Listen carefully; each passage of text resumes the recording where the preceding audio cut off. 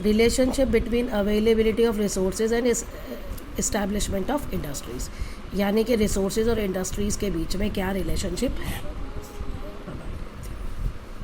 The availability of resources play a crucial role in the establishment and development of industries. Industries लगेंगी, industries को आपको बनाना है, उनको develop करना है, तो इंडस्ट्रीज़ में मशीन्स होती हैं, लेकिन सामान बनाने के लिए तो कच्चा माल चाहिए, रॉ मटेरियल, और भी बहुत कुछ चीज़ें चाहिए। तो वही रिसोर्सेज, जो रिसोर्सेज होंगे तभी इंडस्ट्रीज़ लगेंगी। इंडस्ट्रीज़ को क्या क्या चाहिए? रॉ मटेरियल, कच्चा माल, एनर्जी यानी इलेक्ट्रिसिटी, वाटर, स्किल्ड लेबर भी चाहिए to carry out the production process.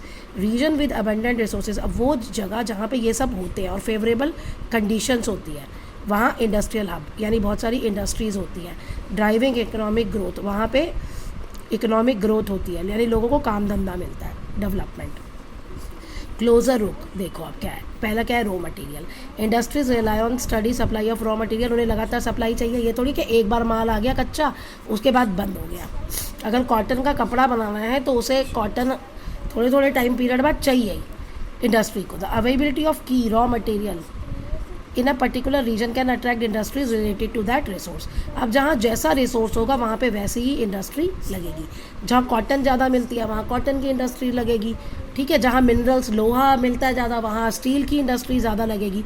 Area with abundant mineral resources में attract mining and metal processing industries. अब जहाँ मिनरल्स ज़्यादा मिलते हैं तो मिनरल्स को मिट्टी में से नीचे खोद के निकालना पड़ता है ना, तो वहाँ माइनिंग का काम और मेटल को प्रोसेस करना, यानी उसी मेटल को चेंज करना, उसी मेटल से कुछ और बनाना। और रीज़न जहाँ पे बहुत सारी एग्रीकल्चर प्रोड्यूस है एम्पल ज़्यादा, तो वहाँ पे फूड प्रोसेसिंग या टेक्सटाइल इंडस्ट्री ज़्यादा होगी, यानी जो एग्रीकल्चर जिसका रॉ मटेरियल है वहाँ एग्रीकल्चर वाली इंडस्ट्रीज़ होंगी। जिसका इंडस्ट्री का रॉ मटेरियल मेटल्स है, वो जहाँ मिनरल्स ज़्यादा मिलते हैं वहाँ वो इंडस्ट्रीज़ लगेंगी। प्रॉक्सिमिटी मतलब होता है क्लोजनेस, पास। Raw material sources reduces transportation cost. अगर आपको पास में ही रॉ मटेरियल मिल रहा है तो आपको कहीं से ख़रीदना नहीं पड़ेगा भाई, तो आपकी ट्रांसपोर्टेशन कॉस्ट बच जाएगी, कहीं दूर से नहीं खरीदना पड़ेगा। और कंसिस्टेंट सप्लाई मिलेगी जो इंडस्ट्रीज़ के लिए फ़ायदेमंद है। अब एनर्जी रिसोर्सेज, एनर्जी मतलब बेसिकली यहाँ पे इलेक्ट्रिसिटी से है। Access to reliable and affordable energy, अब इलेक्ट्रिसिटी ऐसी होनी चाहिए जो हमेशा आए और सस्ती हो, तभी होगा ना इंडस्ट्रियल ऑपरेशन चलेंगे। इंडस्ट्रीज़ रुका एनर्जी फॉर क्यों? मशीन्स चलानी है, प्रोडक्शन प्रोसेस उन्हें चलाना है और इंफ्रास्ट्रक्चर को मेंटेन करना है। इंफ्रास्ट्रक्चर मतलब जो भी वो बनाएंगे, कंस्ट्रक्शन का काम। एनर्जी रिसोर्सेज जैसे coal, oil, natural gas, renewable, wind, solar, hydro can influence the location and type of industries. तो ये सब एनर्जीज जो है ना, ये डिपेंड करता है कि कैसी इंडस्ट्रीज़ होंगी और वो कहाँ लगाई जाएंगी। देखो अब जैसे एक इंडस्ट्री यही है, बिजली बनाने की फैक्ट्री है, तो बिजली बनाने के लिए या तो कोल चाहिए या पानी चाहिए या विंड चाहिए, सोलर प्लांट, विंड प्लांट लगाओगे आप, तो वो डिपेंड करता है कैसे होगा। Area with rich energy resources, अब जहाँ ज़्यादा एनर्जी रिसोर्सेज होते हैं वहाँ डेवलपमेंट भी ज़्यादा होता है। एनर्जी इंटेंसिव इंडस्ट्रीज़ होती हैं, हैवी और ये सारी इंडस्ट्रीज वहाँ ज़्यादा होती है। मतलब वही जो चीज़ पास में मिलेगी वहाँ ज़्यादा होगी। अब मान लो जहाँ पानी ज़्यादा मिल रहा है, डैम बना ली या डैम कंस्ट्रक्ट करके इलेक्ट्रिसिटी बना ली। अब है वाटर रिसोर्सेज, इंडस्ट्रीज पर्टिकुलर, अब पानी तो चाहिए ही चाहिए, कोई भी फैक्ट्री आप लगाते हो तो आपको पानी चाहिए ही चाहिए, ठीक है। जैसे एग्रीकल्चर, फूड में, बिवरेजेस में, manufacturing depend on water resources for various purposes. जैसे इरिगेशन, एग्रीकल्चर में क्या चाहिए? इरिगेशन, ठीक है। कूलिंग, मशीन को ठंडा करना पड़ता है, या बॉयलर होते हैं कुछ क्लीनिंग साफ़ करने के लिए, तो ये कंपोनेंट या फिर वो उसी में यूज़ होता है। जो प्रोडक्शन प्रोसेस कर रहे हो ना उसमें भी पानी यूज़ है। जैसे बियर की फैक्ट्री है या ये जो है आपकी कोल्ड ड्रिंक्स की फैक्ट्री है, उसमें तो पानी as a raw material use हो रहा है ना। तो presence of adequate water resources और access to water supply infrastructure is crucial for the establishment of industries that require significant water usage. तो इसीलिए कहते हैं कि बहुत होना चाहिए, जितना पानी चाहिए उतना होना चाहिए, या वहाँ पे जो भी वाटर सप्लाई इंफ्रास्ट्रक्चर है उससे आप पानी निकाल सके, ये ज़रूरी है वो इंडस्ट्रीज़ के लिए जो अच्छा खासा पानी यूज़ करती है। स्किल्ड लेबर, काम करने वाले लोग नहीं होंगे तो फैक्ट्रीज चलाएगा कौन, मशीनें कौन चलाएगा। Availability of skilled labour force is essential for industries to operate effectively, यानी काम करने वाले लोग चाहिए अगर हमें इंडस्ट्री को सही से चलाना है।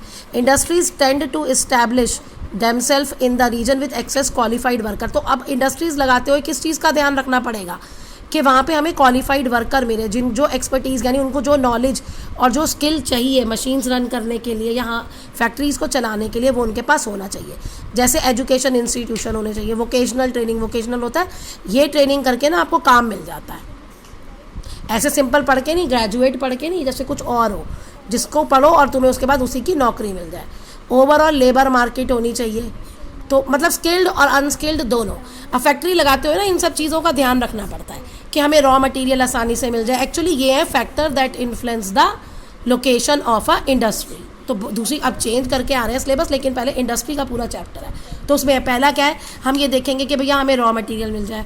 दूसरा हम देखेंगे कि हमें इलेक्ट्रिसिटी एनर्जी मिल जाए। अगर इलेक्ट्रिसिटी महंगी है या इलेक्ट्रिसिटी बार बार जा रही है तो मैं वहाँ इंडस्ट्री मशीन्स लगा के क्या काम करूँगी। फिर लेबर होनी चाहिए, लेबर सस्ती होगी और ज़्यादा होगी तभी मेरी इंडस्ट्री चल पाएगी ना। और पानी होना चाहिए, पानी नहीं मिलेगा तो मैं बाकी सारे काम कैसे करूँगी। अब इंफ्रास्ट्रक्चर मतलब होता है अब फैक्ट्री में माल आए और फैक्ट्री से माल बाज़ारों तक जाए, तो अच्छे रोड होने चाहिए, नेटवर्क होना चाहिए, कम्युनिकेशन होना चाहिए, वो सब। Adequate infrastructure including transportation network, communication system and utility is vital for functioning of industries. आजकल तो बहुत फ़ायदा है। अब कम्युनिकेशन कैसे, लोग कैसे काम करते हैं, ऑनलाइन काम कर रहे हैं ना, ऑनलाइन साइट्स है ना मार्केट में बिकती हैं, या कोई भी अपने कस्टमर को बजाय कि कस्टमर आके देखे अपना माल ऑन पिक भेज दिया आपने, फ़ोन पे कांटेक्ट कर लिया और फ़ोन पे ही वो आपसे माल मंगवा लेता है। तो ये सारा काम। इंडस्ट्रीज रिक्वायर एफिशिएंट ट्रांसपोर्टेशन चाहिए एक जगह से दूसरी जगह ले जाने के लिए, ताकि रॉ मटेरियल भी और डिस्ट्रीब्यूट फिनिश गुड भी एक जगह से दूसरी जगह जा सके, इसलिए ट्रांसपोर्टेशन का अच्छा होना चाहिए। Availability of well developed infrastructure. अब कहाँ है, अब आप कहीं गांव चले जाओ या कहीं रिमोट एरियाज़ में चले जाओ, वहाँ इंडस्ट्रीज़ नहीं लगी होती। क्यों? क्योंकि वहाँ पे ये सब फैसिलिटी नहीं होती, पक्की सड़कें ही नहीं है, तो माल कैसे आएगा जाएगा। तो ये वही कह रहे हैं कि इंफ्रास्ट्रक्चर जो है इंडस्ट्रीज़ को reducing logistic cost and improving market accessibility, लाने ले जाने का भी खर्चा कम करता है और मार्केट में भी आसान से एसेसिबिलिटी मतलब पहुँचा जाए।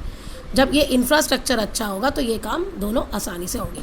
मीन्स आपको कच्चे माल की चिंता नहीं है, वो आराम से आ जाएगा। आपको बिके हुए बने हुए माल की चिंता नहीं है, वो मार्केट तक आसानी से पहुंच जाएगा।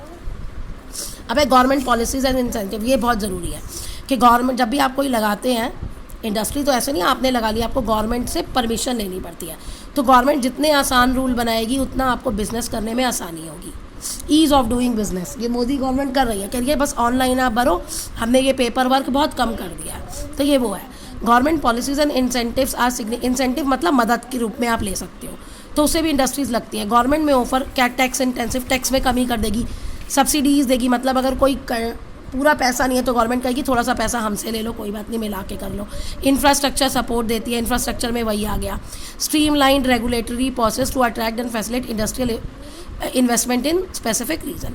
क्यों? अगर गवर्नमेंट ये वादा करती है कि भाई हम लोगों को काम धंधे देंगे, तो गवर्नमेंट काम धंधे कहाँ से देगी? इंडस्ट्री लगाएगी। अब गवर्नमेंट के पास तो इतना पैसा है नहीं कि इंडस्ट्री लगाती रहे, तो प्राइवेट लोग जो होते हैं ना वो इंडस्ट्री लगाते हैं, तो गवर्नमेंट इस तरह की मदद उनको देती है।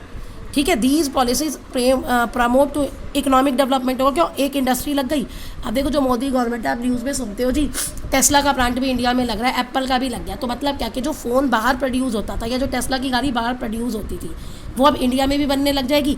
जब एक बार फैक्ट्री लगेगी तो लोगों को भी तो इससे काम धंधे मिलेंगे ना, वो बाहर से थोड़ी लाएंगे। जो इंडिया में लोग रह रहे हैं, जिस रीजन में बनी, वो लोग वहाँ जाके काम करेंगे, तो एम्प्लॉयमेंट अपॉर्चुनिटी जनरेट हुई, रिसोर्स का अच्छे से यूज़ हुआ, तो इन अनदर वर्ड क्या होगा? इकोनॉमिक डेवलपमेंट हुआ।